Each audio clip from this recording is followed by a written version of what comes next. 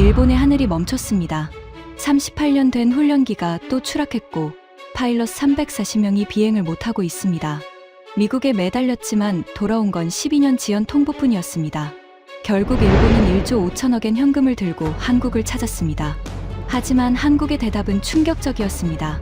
줄 서시는 건 자유입니다. 자존심의 나라 일본이 자존심째 바쳐야 했던 충격적인 이유, 그 전말을 지금 공개합니다.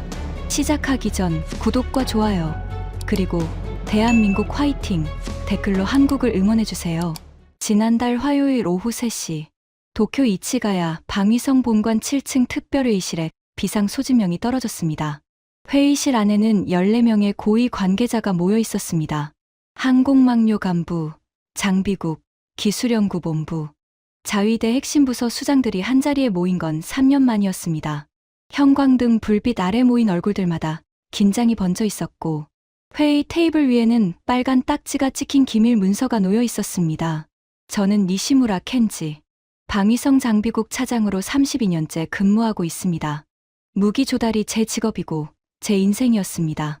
그날도 저는 평소처럼 서류를 정리하고 있었습니다.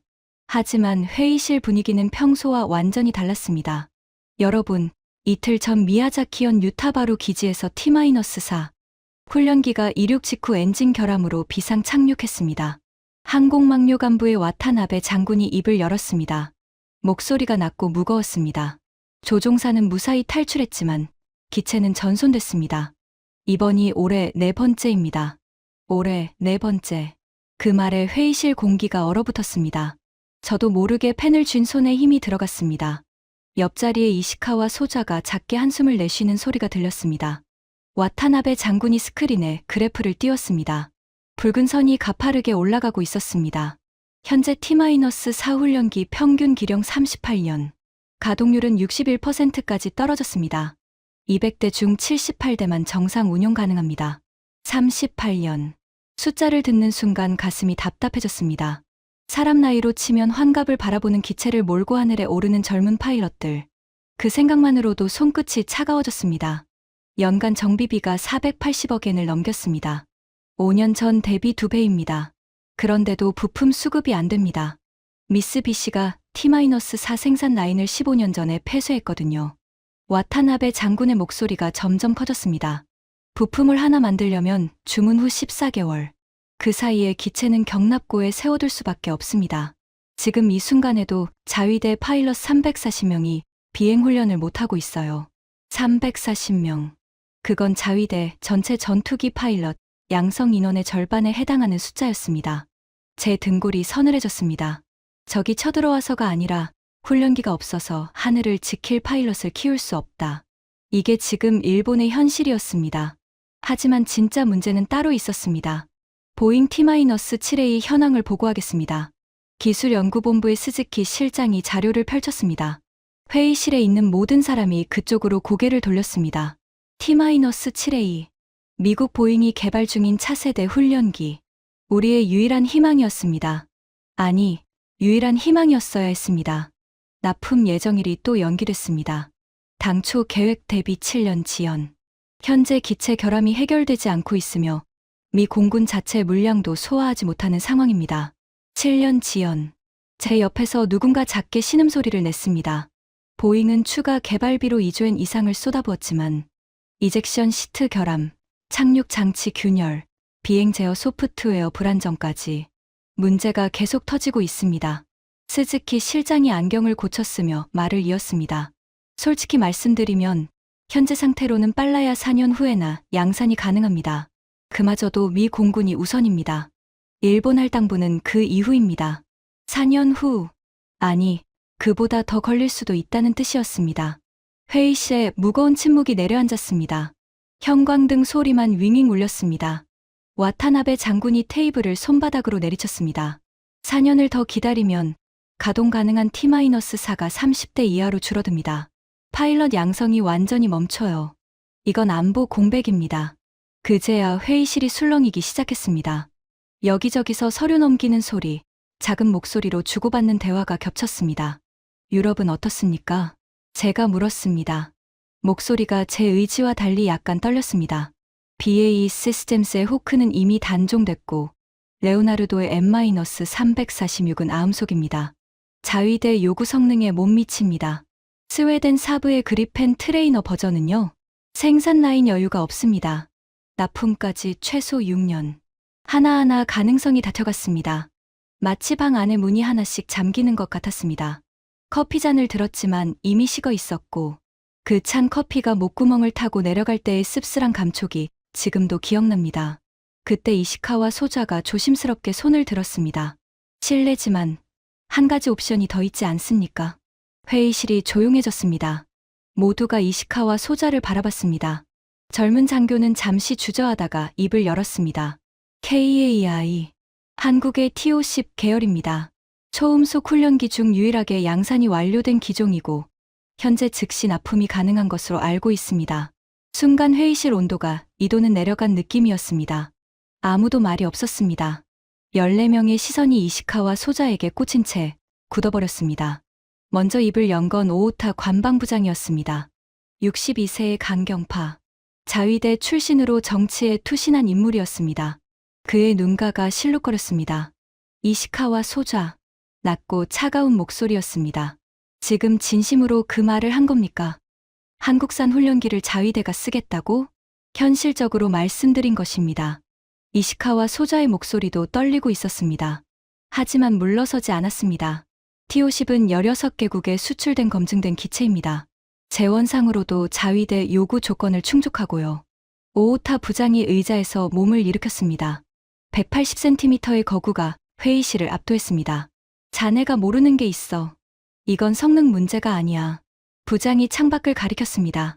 도쿄의 회색 하늘이 보였습니다. 자위대가 한국 무기를 도입하면 다음날 아침 신문 일면이 뭐가 될 것 같나? 일본, 자체 방위 포기. 한국의 손벌리다. 이런 헤드라인이 나올 거야. 국회에서 문책 나오고 방위 대신 경질되고 나도 자네도 끝이야. 주먹으로 테이블을 내리쳤습니다. 커피잔이 덜그럭 흔들렸습니다. 한국산 무기를 사는 건 조달이 아니라 정치적 자살이야. 독도 문제, 위안부 문제, 수출 규제 갈등. 이런 나라 무기를 쓴다고 내가 살아있는 한 절대 안 됩니다. 회의실에 정적이 흘렀습니다. 이시카와 소자가 입술을 깨물며 자리에 앉았습니다. 아무도 그를 거들지 않았습니다. 저도 말이 없었습니다. 솔직히 말하면 오오타 부장의 말이 틀리지 않았기 때문입니다. 한국산 무기 도입은 단순한 장비 구매가 아니었습니다. 정치적 뇌관이었습니다. 하지만 머릿속 한편에서는 숫자들이 맴돌았습니다. 38년, 61%, 340명, 4년. 이 숫자들이 가리키는 건 하나였습니다. 시간이 없다. 회의는 결론 없이 끝났습니다. 오오타 부장은 미국에 더 강하게 압박하라는 지시만 남기고 나갔습니다. 나머지 사람들도 하나둘 빠져나갔습니다. 회의실의 마지막까지 남은 건 저와 이시카와 소자뿐이었습니다. 복도의 발자국 소리가 멀어진 뒤 이시카와 소자가 작게 말했습니다. 니시무라 차장님, 정치 빼고 순수하게 기술만 보면 답이 뭔지 아시잖아요. 저는 대답하지 않았습니다. 대답할 수 없었습니다. 그냥 빈 회의실의 형광등 불빛을 바라봤습니다. 어딘가에서 에어컨이 돌아가는 소리만 낮게 울렸습니다. 그로부터 사흘 후 상황이 급변했습니다. 금요일 아침 9시, 출근하자마자 제 전화기가 울렸습니다. 방위 대신 비서실이었습니다. 니시무라 차장님, 지금 바로 총리 관저로 와 주십시오. 목소리가 급했습니다. 택시를 타고 나가타초로 향하는 동안 심장이 점점 빨리 뛰었습니다. 총리 관저에 직접 호출되는 건 제 32년 경력 중 두 번째였습니다. 관저 3층 집무실. 안에는 총리, 관방장관, 방위 대신, 그리고 외무성 차관이 앉아 있었습니다. 저 같은 차장급이 앉을 자리가 아니었습니다. 등에서 식은땀이 흘렀습니다. 니시무라 차장, 앉으시오. 총리가 직접 의자를 가리켰습니다. 앉는 순간 다리가 후들거리는 걸 느꼈습니다. 의자의 가죽이 차갑게 느껴졌습니다. 단도직입적으로 말하겠소. 총리의 눈이 저를 정면으로 바라봤습니다. 어제 미 국방부에서 공식 통보가 왔소. T-7A 일본 할당분, 최소 5년 이상 추가 지연. 사실상 백지화에 가깝다는 겁니다. 5년 추가. 머리가 하얘졌습니다. 합치면 12년 지연이었습니다. 그건 T-4가 완전히 퇴역할 때까지 후속기가 없다는 뜻이었습니다. 동시에 중국이 지난주 제20 개량형 28대를 추가 배치했다는 정보가 들어왔소.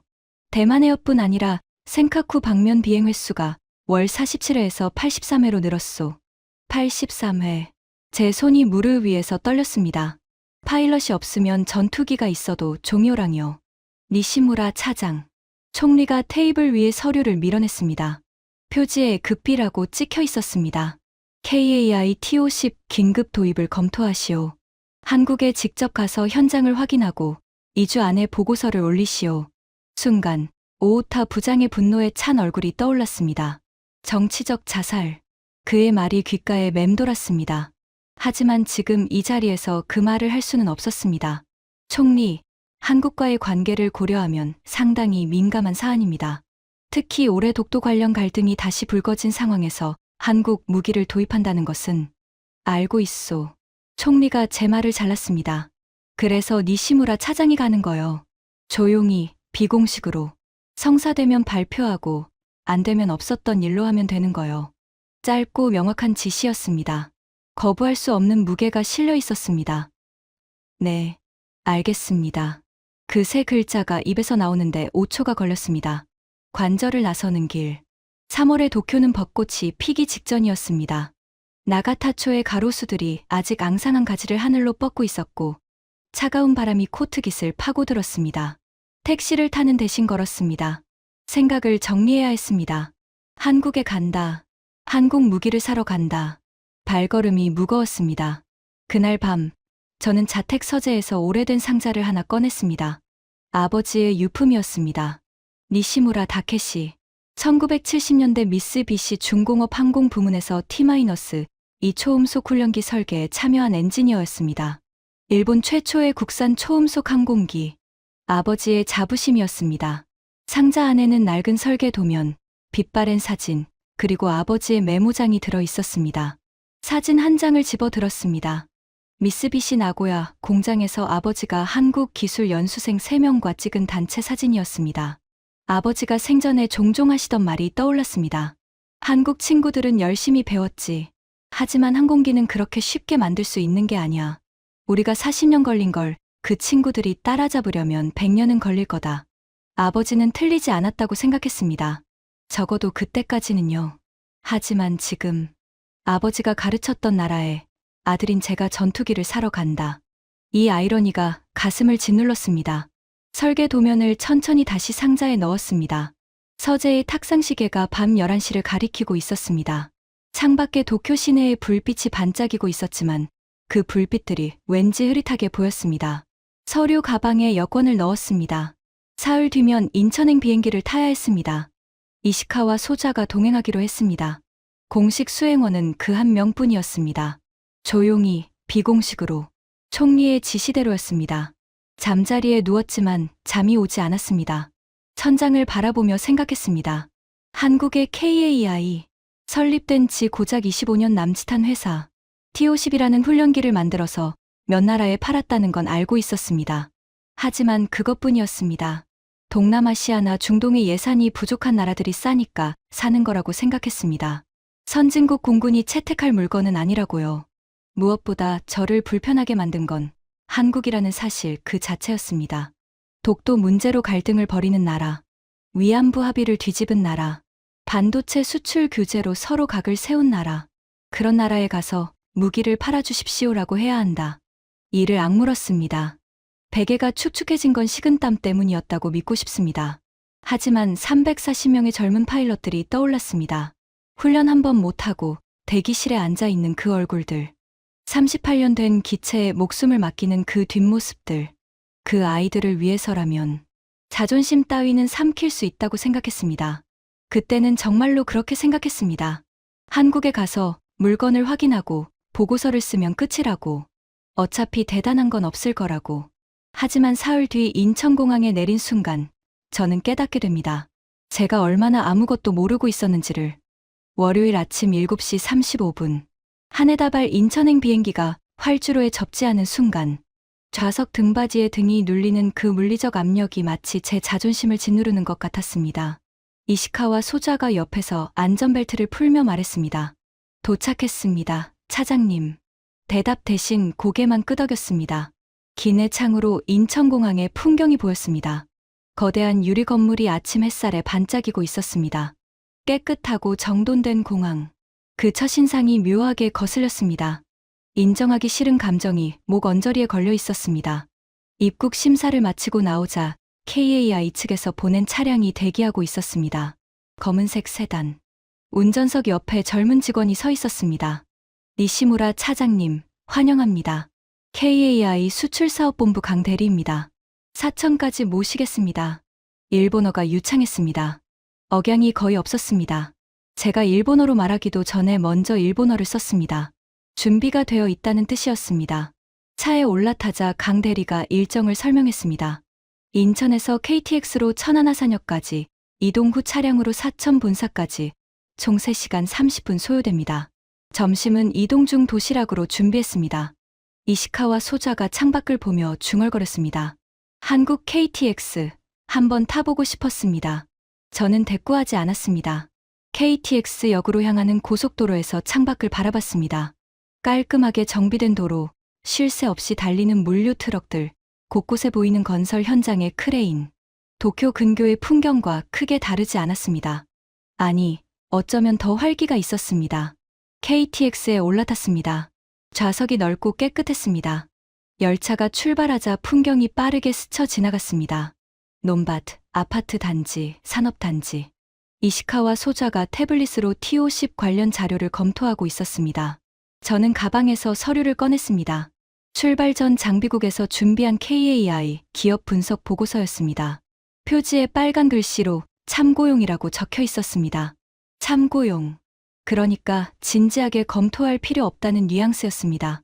보고서를 펼쳤습니다. 첫 페이지에 KAI 연역이 나와 있었습니다.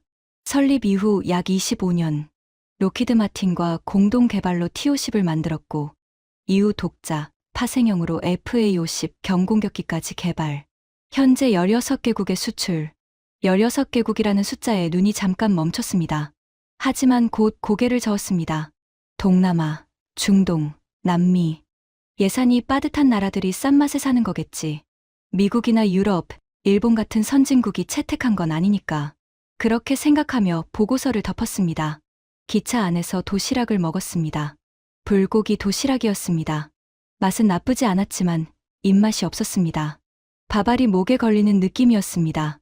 이시카와 소자는 맛있게 먹으면서 한국 음식 괜찮은데요 라고 했지만 저는 반도 못 먹고 뚜껑을 닫았습니다. 천안하산역에서 내려 다시 차량으로 갈아탔습니다. 사천까지 2시간. 창밖으로 경상남도의 산들이 이어졌습니다. 초록빛 능선 사이사이로 공장 건물들이 보였습니다. 한국의 산업 지형이 서울 수도권을 벗어나서도 빈틈없이 이어지고 있다는 것을 처음 실감했습니다. 오후 1시 30분. 차량이 사천시에 진입했습니다. 그리고 저는 처음으로 당혹스러워졌습니다. KAI 정문이 보이기 시작한 순간부터였습니다. 도로 양편에 거대한 구조물이 늘어서 있었습니다. 처음에는 일반 산업단지인 줄 알았습니다. 하지만 강 대리가 차 안에서 말했습니다. 여기서부터 전부 KAI 부지입니다. 전부요? 고개를 돌려 창밖을 봤습니다. 오른쪽으로 활주로가 보였습니다. 왼쪽으로 거대한 조립동 건물이 이어졌습니다. 건물 한 동의 길이만 해도 축구장 3개는 되어 보였습니다. 그 건물이 4동, 5동 계속 이어졌습니다. 총 부지 면적이 여의도의 3배입니다. 임직원 1만 2천 명이 근무하고 있고요. 여의도의 3배. 제가 상상했던 것과 완전히 달랐습니다. 솔직히 말하겠습니다. 저는 중소 규모의 조립 공장을 예상하고 있었습니다.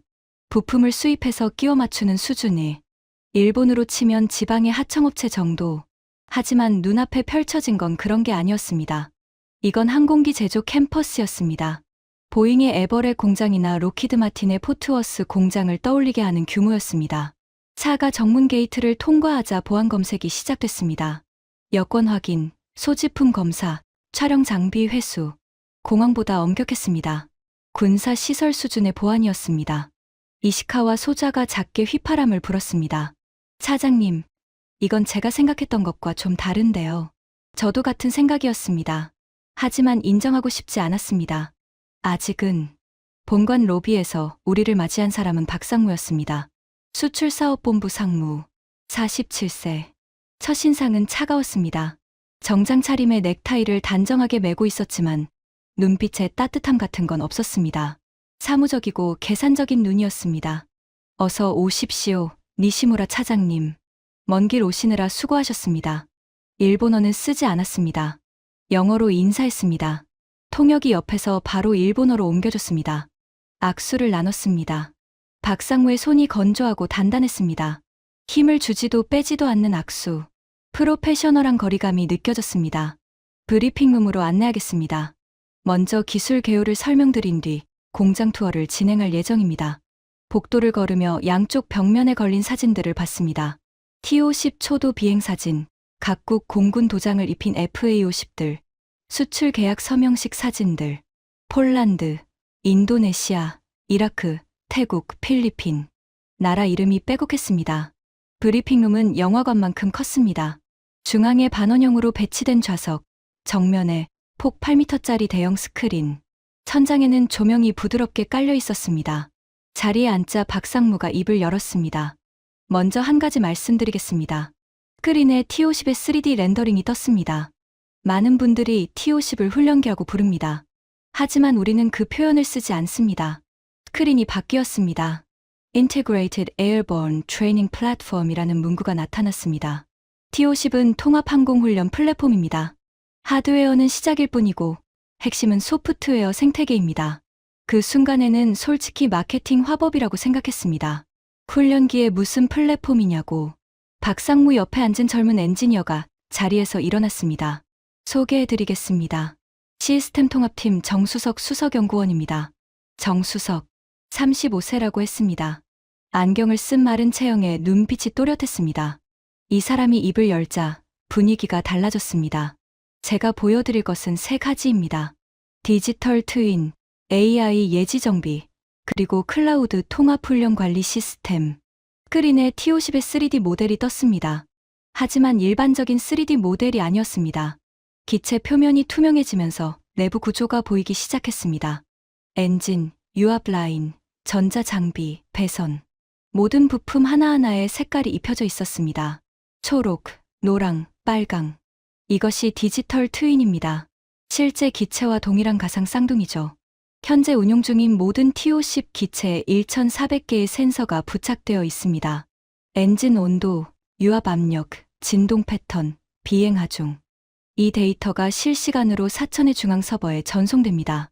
정수석이 화면을 터치하자 특정 부품이 빨갛게 깜빡이기 시작했습니다. 예를 들어 이 엔진 베어링의 진동 패턴이 정상 범위에서 0.3% 벗어났다고 해봅시다. 기존 방식이라면 정비사가 직접 점검할 때까지 모릅니다. 분해하고 눈으로 확인하고 교체 여부를 판단하죠. 그게 T-4 방식입니다. T-4. 우리 훈련기의 이름이 갑자기 이 자리에서 나왔습니다. 심장이 한번 크게 뛰었습니다. T-50의 AI 예지 정비 시스템은 다릅니다. 이 0.3%의 이탈을 AI가 실시간으로 감지하고 과거 37만 시간의 비행 데이터를 분석해서 해당 부품의 잔여 수명을 예측합니다.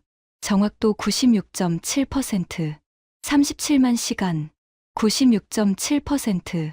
제 손이 무의식적으로 메모를 시작하고 있었습니다. 결과적으로 T-50의 비계획 정비, 그러니까 갑자기 고장나서 경납고에 들어가는 비율이 전체의 4%입니다. 4%. 머릿속에서 자동으로 비교가 됐습니다.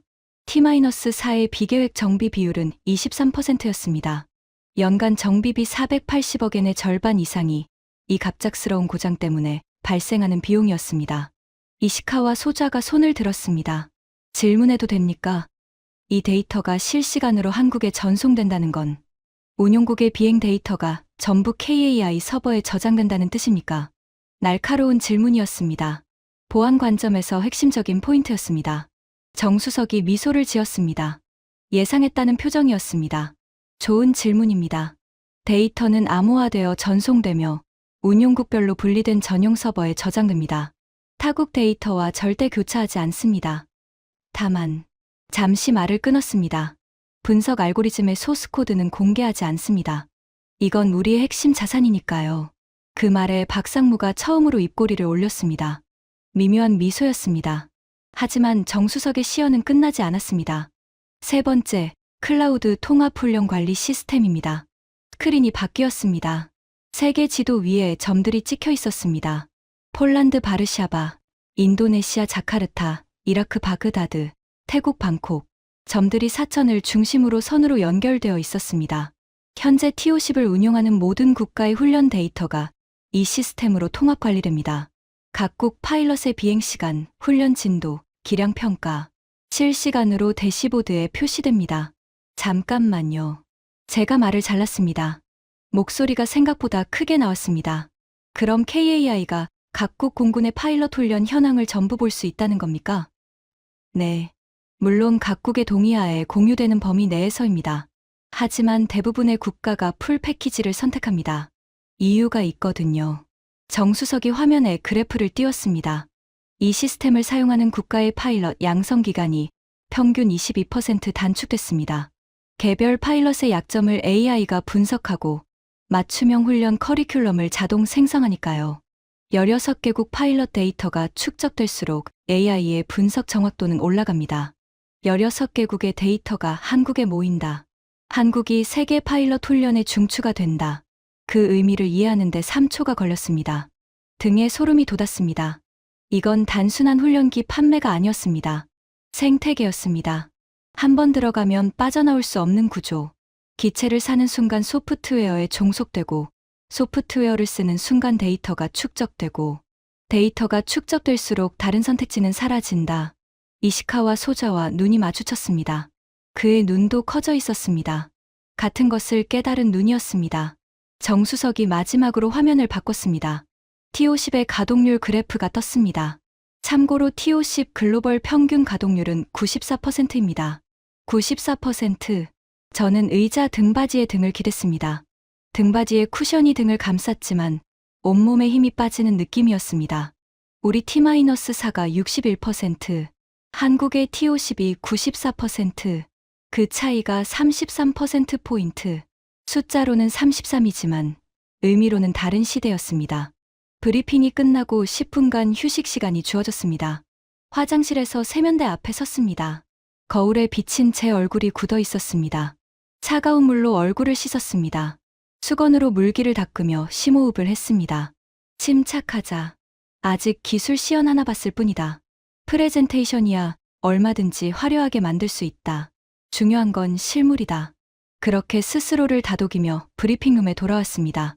하지만 박상무가 준비한 두 번째 세션은 기술이 아니었습니다. 이제 T50의 글로벌 시장 현황을 말씀드리겠습니다. 스크린에 세계 지도가 다시 떴습니다. 이번에는 각 나라의 국기가 표시되어 있었습니다. 빨갛게 표시된 나라가 기존 도입국, 파란색이 협상 진행 중인 나라였습니다. 현재 T50 계열을 도입한 나라가 16개국, 누적 인도 대수 280대, 추가 주문 대기 물량이 120대입니다. 280대, 120대. 대기. 저는 메모를 하다가 펜을 멈췄습니다. 대기라고요? 죄송합니다만, 대기라는 건 무슨 뜻입니까? 생산이 안 되고 있다는 건 아니지요? 박상무가 고개를 저었습니다. 반대입니다. 생산이 따라가지 못하는 겁니다. 현재 사천 공장의 연간 생산 능력이 24대인데 주문이 밀려 있어서 신규 주문 납품까지 약 18개월이 소요됩니다. 18개월 대기. 물건이 안 팔려서가 아니라 너무 많이 팔려서 줄을 서야 한다. 가장 최근 대형 계약을 예로 들어볼까요? 스크린에 폴란드 국기가 떴습니다. 폴란드. 나토 회원국입니다. 미국의 F-16도 가지고 있고 유럽제 무기도 얼마든지 살 수 있는 나라입니다. 그 폴란드가 FA-50 48대를 도입했습니다. 계약 금액 3조 원. 이시카와 소자가 작게 탄성을 냈습니다. 저는 입술만 꾹 다물었습니다.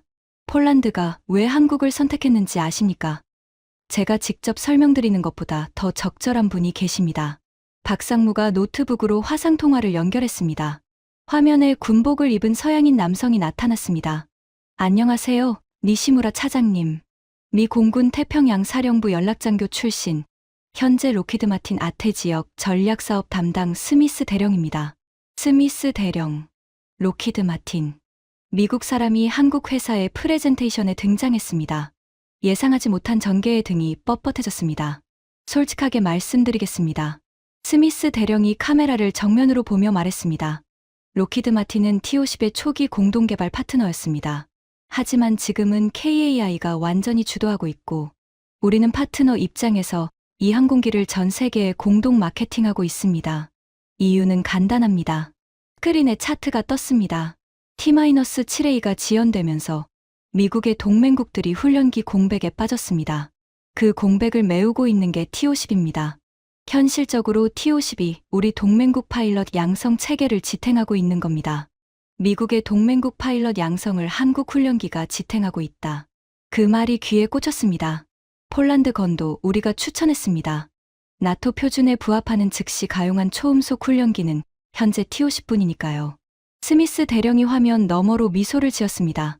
니시무라 차장님, 일본이 검토하고 계신다는 소식은 들었습니다. 개인적으로 현명한 판단이라고 생각합니다. 미 공군도 관심을 가지고 지켜보고 있습니다. 통화가 끝났습니다. 브리핑룸이 조용했습니다. 저는 의자에 앉은 채 두 손을 무릎 위에 올려놓았습니다. 손등에 힘줄이 도드라져 있었습니다. 주먹을 쥐고 있었다는 걸 그때 깨달았습니다. 한국산 훈련기를 동남아시아의 가난한 나라들이 싸니까 사는 거라고 생각했습니다. 하지만 폴란드는 나토 회원국이고 로키드 마틴이 추천했고 미 공군이 지켜보고 있다. 이건 싼 맛에 사는 물건이 아니었습니다. 박상무가 덤덤한 목소리로 말했습니다. 참고로 현재 추가 도입을 협상 중인 나라가 7개국 더 있습니다. 사우디아라비아, 말레이시아, 페루, 콜롬비아, 보츠와나, 세네갈. 그리고 한 나라는 아직 말씀드릴 수 없지만 박상무가 잠시 말을 끊었습니다. 눈이 저를 정면으로 바라봤습니다. 대기줄이 꽤 깁니다. 일본이 원하신다면 줄 서시는 건 자유입니다만 현재 기준으로 빠른 납품은 어렵습니다. 줄을 서라고요? 일본이 한국에 줄을 서라고? 귀를 의심했습니다. 하지만 박상무의 표정에는 오만함도 비아냥도 없었습니다. 그냥 사실을 말하는 얼굴이었습니다. 그게 더 충격이었습니다. 감정적으로 화가 나지 않았다면 거짓말이겠죠. 하지만 동시에 뒤통수를 맞은 느낌이었습니다. 우리가 사주겠다는 건데 감사해야 하는 거 아닌가? 그런 생각이 스쳤다가 바로 사라졌습니다. 아니, 여기서는 사는 쪽이 의리다. 팔 물건이 넘치면 사는 사람이 갑이지만 줄을 서야 할 만큼 물건이 부족하면 파는 쪽이 갑이다. 수요와 공급, 가장 기본적인 경제 원리가 지금 이 협상 테이블의 모든 것을 결정하고 있었습니다. 그리고 그 갑은 한국이었습니다. 오후 3시, 박상무가 우리를 야외로 안내했습니다. 시험 비행을 보여드리겠습니다. 본관에서 차로 5분 거리에 시험 비행장이 있었습니다. 활주로가 길게 뻗어 있었고 경납고 3동이 나란히 서 있었습니다. 바람이 불었습니다. 3월의 사천 바람은 차가웠지만 하늘은 맑았습니다. 파란 하늘에 구름 한 점 없었습니다. 관제탑 옆에 관람석에 자리를 잡았습니다. 귀마개가 지급됐습니다. 이시카와 소자가 긴장한 표정으로 활주로를 바라보고 있었습니다. 파일럿 출신의 본능이 깨어난 모양이었습니다. 정수석이 무전기를 들고 말했습니다. 1분 후 이륙합니다. 경납고에서 T-50 한 대가 천천히 나왔습니다. 빨간색과 흰색으로 도장된 기체, 활주로 끝에 선 T-50이 잠시 정지했습니다. 엔진 소리가 점점 커졌습니다. 처음에는 우웅거리는 낮은 진동이었다가 순식간에 귀를 찢는 포효로 변했습니다. 그리고 달렸습니다. 활주로를 미끄러지듯 질주하더니 믿기 어려운 짧은 거리에서 기술을 들어올렸습니다. 이시카와 소자가 옆에서 감탄했습니다. 이륙 거리가 짧다. 500m도 안 됐어요. T-50이 거의 수직에 가까운 각도로 상승했습니다. 파란 하늘을 배경으로 흰색 기체가 화살처럼 솟아올랐습니다. 몇 초 만에 점이 되어 사라졌다가 갑자기 방향을 틀어 급강하했습니다. 손익붐에 가까운 굉음이 관람석을 흔들었습니다. 의자가 진동했고 가슴 안에서 심장이 같이 울리는 느낌이었습니다. 저속 비행, 급선회, 배면 비행, 급상승 후 실속 회복. 시험 파일럿이 T-50의 비행 영역 전체를 보여주고 있었습니다. 하나하나가 교과서적이면서도 날카로웠습니다. 이시카와 소자는 이미 고개를 끄덕이고 있었습니다. 파일럿의 눈으로 보고 있었으니까요. 차장님, 비행 특성이 F-16과 거의 동일합니다. 훈련기에서 전투기로의 전환이 매끄러울 겁니다. 이건 훈련기가 아니라 전투기를 축소해 놓은 겁니다. 15분간의 시험 비행이 끝나고 T-52 활주로에 착륙했습니다. 엔진이 꺼지자 갑자기 정적이 찾아왔습니다. 귀마개를 빼자 바람 소리만 남았습니다. 하지만 진짜 충격은 그 다음이었습니다. 경납고 문이 하나 더 열렸습니다. 안에서 다른 기체가 나왔습니다. 방금 본 T-50보다 확실히 컸습니다. 날개 형상도 달랐습니다. 스텔스 기체 특유의 각진 동체, 기체 표면이 매끄럽고 이음새가 거의 보이지 않았습니다. 정수석이 말했습니다. KF-21 보라매입니다. 4.5세대 전투기. 현재 시험 비행 800회를 돌파했고 초음속 비행에 성공한 상태입니다. KF-21.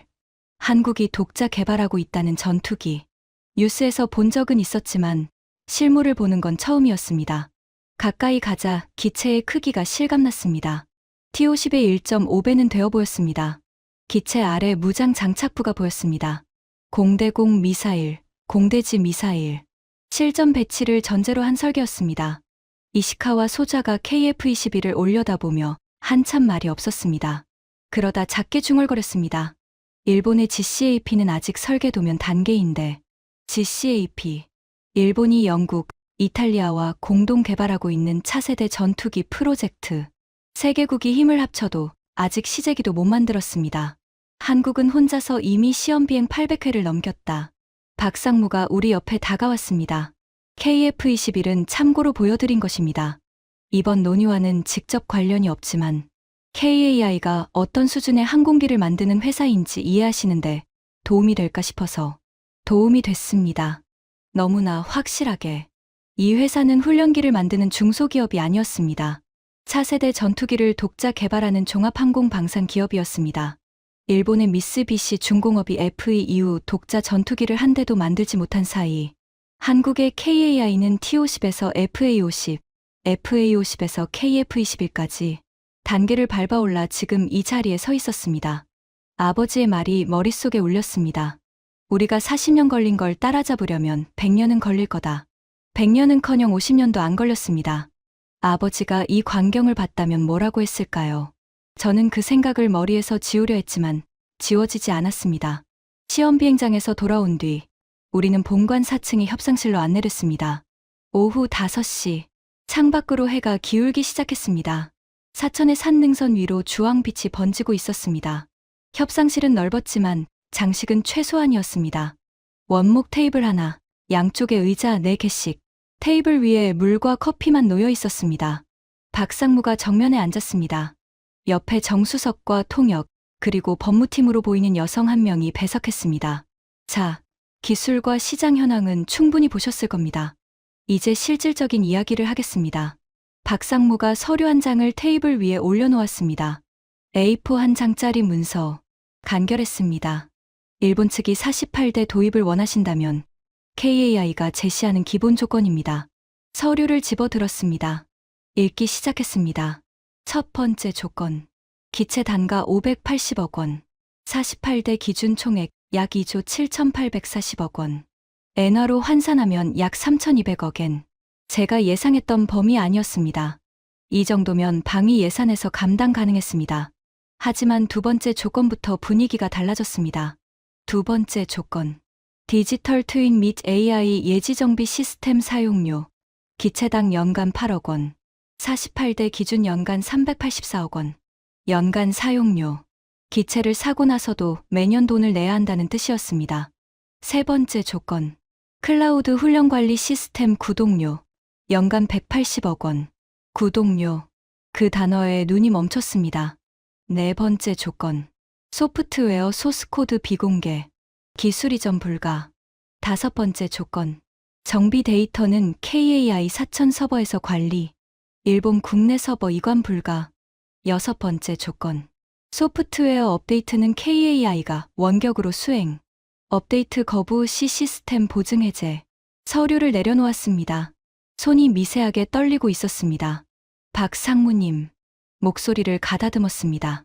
이건 무기 구매 조건이 아니라 서비스 구독 계약 아닙니까? 박 상무가 고개를 끄덕였습니다. 표정 하나 바뀌지 않았습니다. 정확히 보셨습니다. 기체는 일본 소유가 됩니다. 하지만 소프트웨어 플랫폼은 KAI가 운영합니다.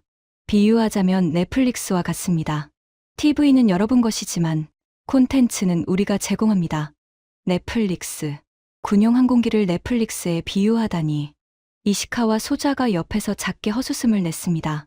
구독을 해지하면 어떻게 됩니까? 제가 물었습니다. 핵심 질문이었습니다. 기체는 비행 가능합니다. 하드웨어니까요. 하지만 디지털 트윈, AI 예지 정비, 훈련 관리 시스템은 사용할 수 없게 됩니다.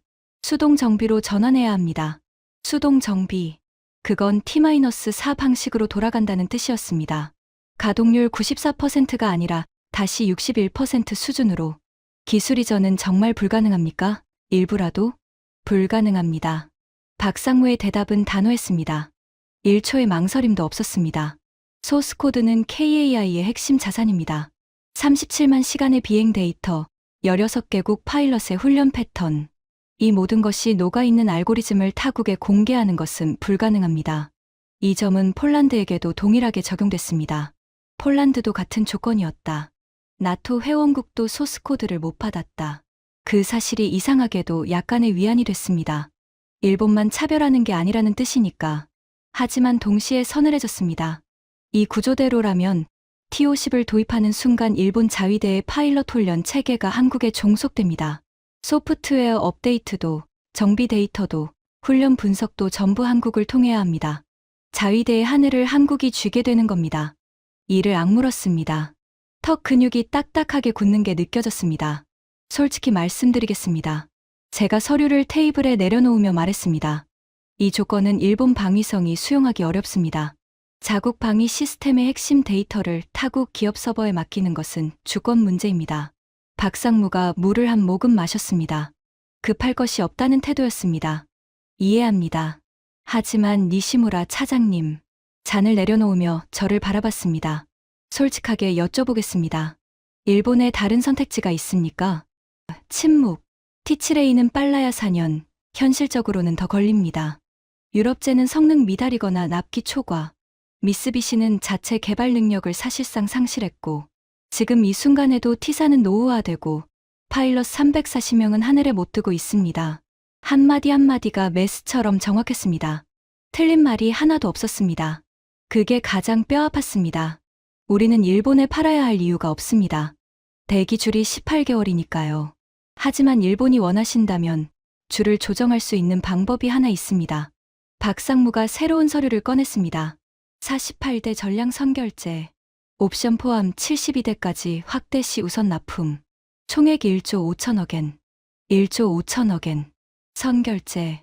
숫자가 눈앞에서 어른거렸습니다. 선결제를 하면 납품 순서를 앞당겨준다는 겁니까? 네.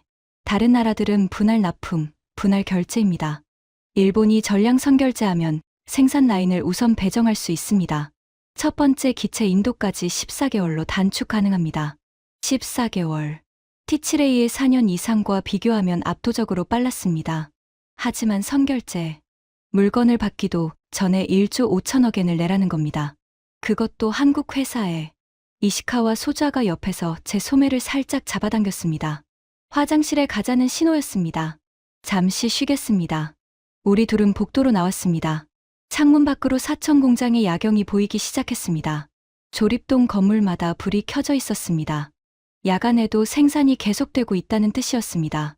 이시카와 소자가 작은 목소리로 말했습니다. 차장님, 솔직히 말씀드려도 됩니까? 말해. 이 조건을 삼켜야 합니다. 예상했던 말이었지만 직접 들으니 가슴에 무언가 묵직한 것이 올라왔습니다. 기술적으로 T-50은 완벽합니다. 제가 파일럿 눈으로 봤습니다. 비행 특성, 가동률, 디지털 인프라. 세계 최고 수준이에요. 그리고 대안이 없잖아요. 이시카와 소자의 눈이 빨갛게 충혈되어 있었습니다. 이 젊은 장교도 자존심과 현실 사이에서 갈등하고 있는 게 보였습니다. 오오타 부장님이 뭐라고 하실지 뻔합니다. 하지만 340명의 파일럿들이 하늘에 못 뜨는 건 정치가 아니라 안보 문제입니다. 복도의 형광등 불빛 아래서 젊은 장교와 늙은 관료가 마주 서 있었습니다. 창밖의 KAI 공장은 불야성이었고 우리 두 사람은 그 빛을 등지고 서 있었습니다. 저는 길게 숨을 내쉬었습니다. 내쉬는 숨이 코트 앞에서 하얗게 피어올랐습니다. 도쿄에 보고하자. 내 선에서 결정할 수 있는 일이 아니야. 네. 하지만 저는 창밖을 바라보며 말했습니다. 보고서에는 사실만 쓰겠다. 빼지도 더하지도 않고 내가 여기서 보고 들은 것 그대로. 이시카와 소좌가 고개를 숙였습니다. 우리는 다시 협상실로 돌아갔습니다. 박상무가 같은 자세로 앉아 있었습니다. 결정은 바로 내릴 수 있는 사안이 아닙니다. 도쿄에 보고한 뒤 회신드리겠습니다. 박상무가 고개를 끄덕였습니다. 물론입니다. 다만 한 가지만 말씀드리겠습니다. 잠시 멈췄습니다. 현재 다른 나라 두 곳에서 대량 주문 협상이 진행 중입니다. 그 중 하나가 먼저 계약하면 일본의 납품 일정은 추가로 6개월에서 12개월 밀릴 수 있습니다. 시간 압박. 명확한 압박이었습니다. 서두르라는 뜻이었습니다. 하지만 박상무의 표정에는 조급함이 없었습니다. 자신의 위치를 정확히 알고 있는 사람의 여유였습니다. 팔 것이 남아도는 게 아니라 살 사람이 줄을 서 있으니까. 감사합니다. 가능한 빨리 회신하겠습니다.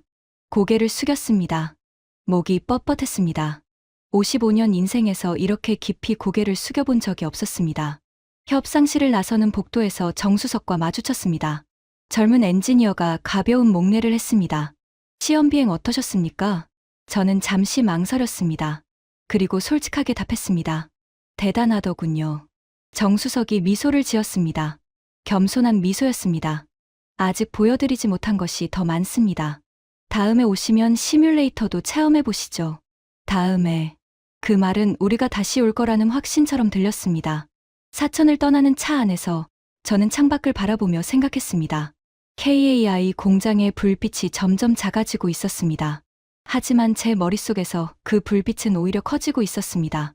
38년 된 T사를 끌어안고 있는 일본. 25년 만에 세계 시장을 석권한 한국.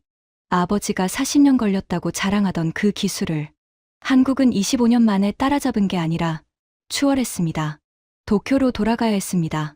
오오타 부장에게 보고해야 했습니다. 총리에게 결과를 올려야 했습니다. 하지만 보고서에 뭐라고 써야 할지 이미 마음속에서는 정해져 있었습니다. 다른 선택지는 없습니다. 한국밖에 없습니다. 그 문장을 쓰는 순간 제 32년 경력의 자존심이 무너진다는 것도 알고 있었습니다. 하지만 340명의 파일럿들, 그 아이들이 다시 하늘에 뜰 수 있다면 자존심 따위는 박상무가 내민 서류 위에 도장과 함께 찍어주겠다고 생각했습니다. 그때는 아직 몰랐습니다. 진짜 시련은 도쿄에 돌아간 뒤에 시작된다는 것을. 귀국 다음 날 아침, 방위성 7층 회의실에 다시 소집이 걸렸습니다. 같은 방, 같은 형광등, 같은 14명. 하지만 제 안에서는 모든 것이 달라져 있었습니다. 사천에서 본 것들이 머릿속에서 필름처럼 돌아가고 있었습니다. 여의도 3배의 공장, 94%의 가동률, 파란 하늘을 가르던 T50, 그리고 경납고에서 나온 KF21의 압도적인 존재감. 보고서를 28페이지로 정리했습니다. 사실만 썼습니다. 빼지도 더하지도 않겠다는 약속 그대로. 제가 발표를 시작했습니다. KAI 사천 본사를 직접 방문하고 기술 브리핑과 시험 비행을 참관했습니다. 결론부터 말씀드리겠습니다. 14명의 시선이 저를 향했습니다. T50은 제가 예상했던 것과 완전히 다른 물건이었습니다. 회의실이 술렁였습니다. 오오타 부장의 눈이 가늘어지는 게 보였습니다. 디지털 트윈, AI 예지 정비, 클라우드 훈련 시스템. 하나하나 설명했습니다. 가동률 94%대 61%의 차이를 숫자로 보여줬습니다. 폴란드 48대 도입, 로키드 마틴의 공동 마케팅, 스미스 대령의 증언까지. 발표가 끝나자 회의실이 조용해졌습니다. 와타나베 장군이 먼저 입을 열었습니다. 니시무라 차장, 당신의 개인적 판단은 뭡니까? 도입해야 합니다. 망설이지 않았습니다. 사천에서 돌아온 순간부터 정해놓은 대답이었습니다. 현재 자위대의 다른 선택지는 없습니다. T7A는 12년 지연이고 유럽제는 성능 미달입니다. T50만이 즉시 도입 가능한 초음속 훈련기입니다. 그 순간 오오타 부장이 의자를 밀고 일어섰습니다. 180cm의 거구가 회의실을 압도했습니다. 출발 전과 똑같은 장면이었습니다. 니시무라 차장. 목소리가 낮고 떨리고 있었습니다. 분노였습니다. 한국에 가더니 세뇌당해서 온 겁니까? 한국산 무기를 사라고. 이 나라 자존심을 팔아먹자고. 회의실 공기가 얼어붙었습니다. 모두가 숨을 멈췄습니다. 하지만 저는 물러서지 않았습니다. 사천에서 본 340명의 파일럿 이야기가 가슴에 박혀 있었으니까요. 아니, 정확히는 우리 자위대의 340명이었습니다. 오오타 부장님, 자리에서 일어났습니다. 부장과 눈높이를 맞췄습니다. 저도 한국에 가기 싫었습니다. 이 자리에서 부장님이 말씀하셨을 때 속으로 전적으로 동의했습니다. 한국사는 절대 안 된다고요. 목소리가 떨렸지만 멈추지 않았습니다. 하지만 제가 본 건 한국이 아니라 현실이었습니다. 우리가 38년 된 기체를 붙잡고 자존심을 지키는 동안 한국은 세계 16개국에 280대를 팔았습니다. 로키드 마틴이 파트너로 인정했고 나토 회원국이 채택했습니다. 그리고 독자 전투기까지 만들고 있습니다. 오오타 부장의 얼굴이 붉어졌습니다. 하지만 저는 계속했습니다. 자존심이 파일럿을 지켜줍니까? 자존심이 중국의 제20을 막아줍니까? 지금 이 순간에도 340명의 젊은 파일럿들이 하늘에 못 뜨고 있습니다. 그 아이들에게 자존심을 먹이고 하늘에 보낼 겁니까? 회의실이 완전히 정적에 빠졌습니다. 에어컨 소리마저 멈춘 것 같았습니다. 오오타 부장이 저를 노려봤습니다. 10초, 20초, 영원처럼 긴 시간이 흘렀습니다. 그리고 부장이 천천히 의자에 앉았습니다. 손으로 이마를 감싸며 고개를 숙였습니다. 어깨가 미세하게 떨리고 있었습니다. 조건이 뭐냐? 부장의 목소리가 갈라져 있었습니다. 저는 서류를 펼쳤습니다. 1조 5천억엔 선결제, 소스코드 비공개, 데이터 한국 서버 관리. 하나하나 읽어나갈 때마다 회의실의 분위기가 무거워졌습니다. 하지만 아무도 반대하지 않았습니다. 숫자가 모든 것을 말해주고 있었으니까요. 와타나베 장군이 마지막으로 물었습니다. 총리실은? 이미 보고했습니다. 총리의 답변은 한마디였습니다. 제가 총리의 말을 그대로 전했습니다. 진행하시오. 이틀 뒤 방위성 내부 결제가 완료됐습니다. 그리고 3일 뒤 저는 다시 인천행 비행기를 탔습니다. 이번에는 혼자가 아니었습니다. 법무팀 2명, 기술팀 3명, 재무팀 1명, 총 7명의 공식 협상단이었습니다. 비행기 안에서 창밖을 봤습니다. 구름 위로 햇살이 쏟아지고 있었습니다. 첫 번째 한국행 때와는 완전히 다른 기분이었습니다. 그때는 굴욕이었고 지금은 각오였습니다. 계약 서명식은 KAI 본관 5층 귀빈실에서 진행됐습니다. 창밖으로 사천의 활주로가 내려다 보였습니다. 아침 8시. 맑은 하늘 아래 TO-10 2대가 나란히 서 있었습니다. 한 대는 한국 공군 도장, 다른 한 대는 아직 도장 전의 순백색 기체, 곧 일본의 색을 입게 될 기체였습니다. 박상무가 계약서를 테이블 위에 펼쳤습니다. 108페이지. 영어와 한국어, 일본어 3개 국어로 작성된 문서였습니다. 핵심 조건은 사천에서 들은 것과 달라지지 않았습니다. 48대 도입, 옵션 24대 포함 총 72대, 선결제 1조 5천억엔, 소프트웨어, 구독 계약 10년, 기술 이전 없음. 펜을 들었습니다. 몽블랑 만년필. 아버지의 유품이었습니다. 미쓰비시에서 퇴직할 때 받은 기념품이라고 했습니다. 아버지는 이 펜으로 T 설계 검증서에 서명했었습니다. 그 펜으로 한국항공기 구매 계약서에 서명하려는 순간 손이 멈췄습니다. 아버지의 얼굴이 떠올랐습니다. 나고야 공장에서 한국 연수생들과 찍은 사진. 자신만만하게 웃고 있던 젊은 아버지. 100년은 걸릴 거다. 아버지, 틀리셨습니다. 50년도 안 걸렸습니다. 하지만 아버지가 정말로 틀린 것은 그게 아니었습니다. 아버지가 틀린 건 따라잡는 것이 부끄러운 일이라고 생각한 거였습니다. 배우는 것이 지는 것이라고 생각한 거였습니다. 그 한국 연수생들은 돌아가서 배운 것을 토대로 자신들의 길을 만들었습니다. 모방이 아니라 창조였습니다. T를 베낀 게 아니라 T50이라는 전혀 다른 결과물을 만들어냈습니다. 그리고 지금 그 결과물 앞에 아들이 서 있습니다. 펜을 내려놓지 않았습니다. 서명했습니다. 니시무라 켄지. 세 글자가 계약서 위에 새겨졌습니다.